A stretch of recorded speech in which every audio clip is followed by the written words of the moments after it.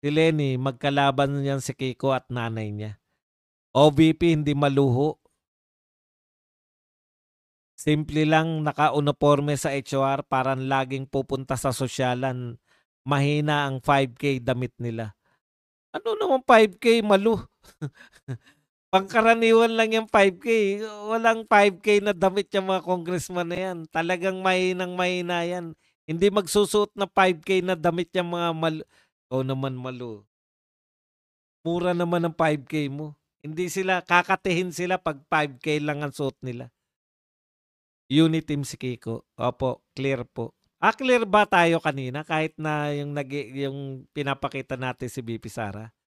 Boss Buds, ano nangyari sa Blue Ribbon Committee? Itutuloy pa ba?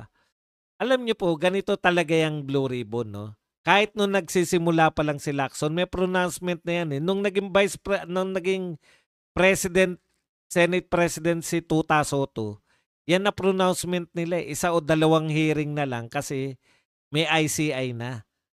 'Di ba? Magko-concentrate yung sinabi ni kaya nga sabi sa inyo scripted lahat 'yan eh. Yung sinabi ni Erich Sylvester na low bender tulpo. Yung sinabi niya na magko-concentrate na sila sa paggawa ng batas. Sinabi na ni Tito Soto 'yan eh. Sinabi na ni Lacson 'yan. Binibigyan lang sila ng script eh. Lahat scripted. Kaya pati atake nila kay BP Sara, di ba? Tama? Tama si BP Sara eh. 4 lang. Locarit, confidential fund, pro-China.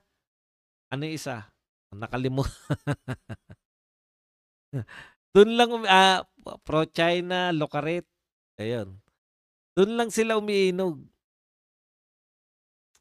PD Barsaga, Rosa, si Kiko, Okik, Uniteam. Ano naman kaya sasagot ni Auntie Claire sa interview? Siyempre, sasagot bukas yan. Alam niyo si Auntie Claire, kaya hindi siya tinatanggal kasi kahit na anong tanong, anti-Duterte lang ang sagot niya. Tokis lang yan ni Dison, ala pa ding napapakulong. Clear naman video mo kahit sa umpisa pa lang. Okay pala. At saka si Dison, marami din palang kaso kaya wala din siyang credibility.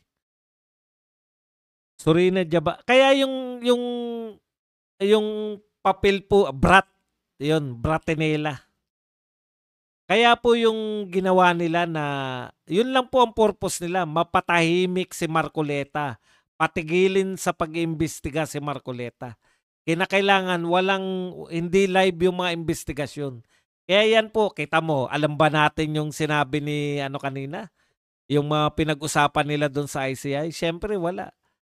Pero in-announce nung director ng ICI na tinanggi ni Martin Romualdez yung mga paratang sa kanya ni Gutesa. At sabi naman ni Martin Romualdez, napabulaanan na daw kasi hindi na raw credible si Gutesa dahil yung papeles daw, nag-submit ng parang peking papeles. Utot mo. Abogado ka eh. Yan yung problema sa mga ito, no? Hindi totoo na na bobo, nakakabobo yung pagiging abogado. Matatalino po yan, mga abogado yan eh. Ang problema nila, akala nila bobo yung mga Pilipino.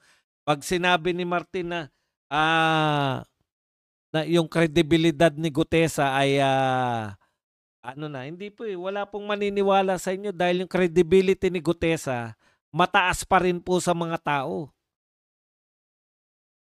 Parang tumaba si BP, no problem ang peg. JSM Trolls. Sir Buds, okay ba sa'yo na magsama na ang Bisaya, Mindanao, hiwalay na ang Luzon? Siyempre, taga Luzon ako, hindi okay sa akin yun. Hindi okay sa akin yun kasi Pilipinas naman to eh. Si Sec Dison Boss, nung tinanong ni Jessica Soho kung bakit daw walang masyadong sira sa Davao City, hindi masagot ng maayos pero inamin na matibay or maganda ang pagkagag. Yan nga, napahiya sila eh. Ang una nilang tinira ng investigasyon, Davao. 'Di ba umangal si Pulong? Pero wala sila, sorry na lang. Wala kayong nakitang dispalinhado. Kasi kilala ng mga kontraktor yung kung sa ibang lugar nang dadaya yung mga kontraktor, sa Davao hindi nila magagawa yung kilala nila mga Duterte. Yun po yun eh. Yun yung pagkakaiba ng pamumuno ng Duterte at pamumuno ng iba. Same kontraktor ah. Yung mga kontratista, buong Pilipinas yan eh. Yung mga nakakakuha ng kontrata sa Davao, sila din yung nakakakuha ng mga palpak sa ibang lugar. Alam nyo kung bakit? Hindi nila gagawin na lalakihan nila. Kasi una, wala silang nilalagyan sa Davao. Yun yung nawawala. So napapatibay nila yung mga flood control projects nila diyan. Papalitan na daw si Auntie Claire, siya kaya ang DOJ na lang pag matuloy na DOJ. Sabi nga sa inyo hindi na purpose, wala na yung purpose nila na maglingkod ng maayos eh. Ang tanging purpose nila, mang-asar sa mga Duterte supporters, mang-asar sa mga DDS.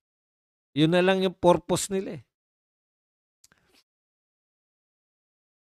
Crazy Brooks, walang bawal-bawal. Ayan. Nagpalipad na naman ng halik si Amik.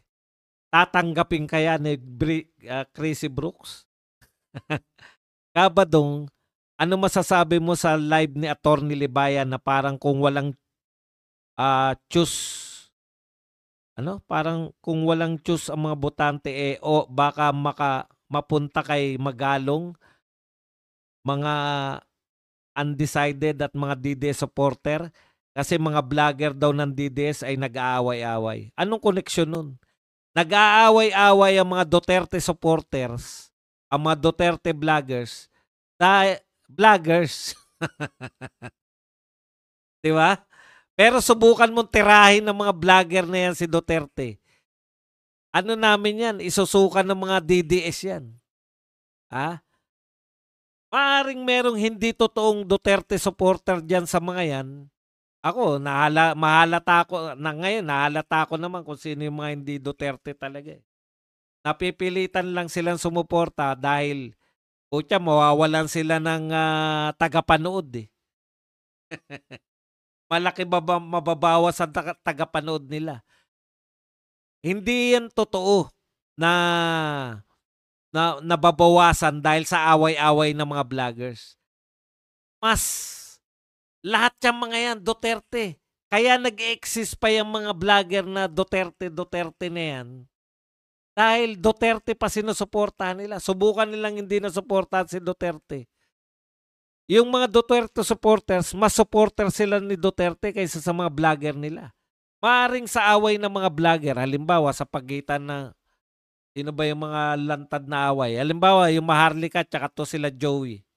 Maaring magkanya-kanya sila na, ay, maka-Joey ko, maka-Maharlika ako. Pero, ang katotohanan yan, pag binitawan ng isa sa kanila yung Duterte, pareho mawawala yung mga ganun lang po yun. Wala kaming pakialam, mag-away-away kayo dyan, basta kami Duterte. Hindi sila mas sa mga Duterte. Solid ang mga Duterte. Yan ang hindi nila alam. Paano kami mapupunta kay Magalong?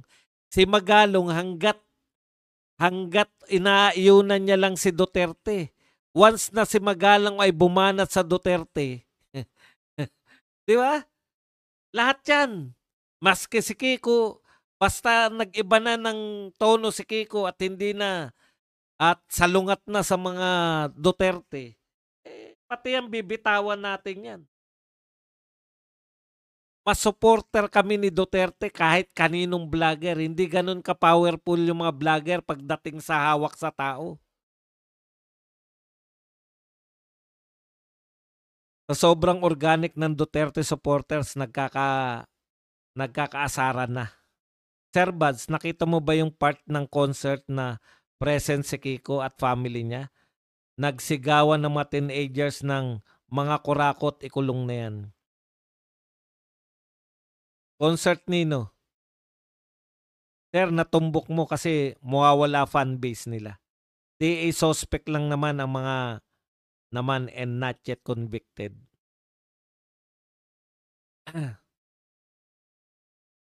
Isa lang ang malakas na kalaban ni VP Sara sa 2028 presidential election, kundi si Comelec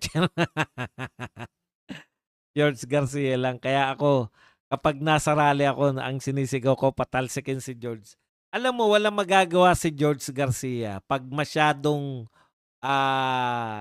anong tawag doon, landslide. Oh, bakit nag-number one si Bongo? Malaking kahihiyan sa kanila yun kung nag-number one si Bongo. 'Di ba? Wala siyang magagawa kung landslide talaga eh. Sir Vance, nakita mo ba yung part ng concert? Hindi ko po nakita yung part ng concert. At paano nyo naman natiyak na talagang sinabihan na kurakot si Barsaga? Hindi ako maniniwala. Sa sobrang organic yan, natumbok mo sir. Maharlika naman ako kaysa team Ispat si Joey. Si Joy kung makapagmura para nasa squatter.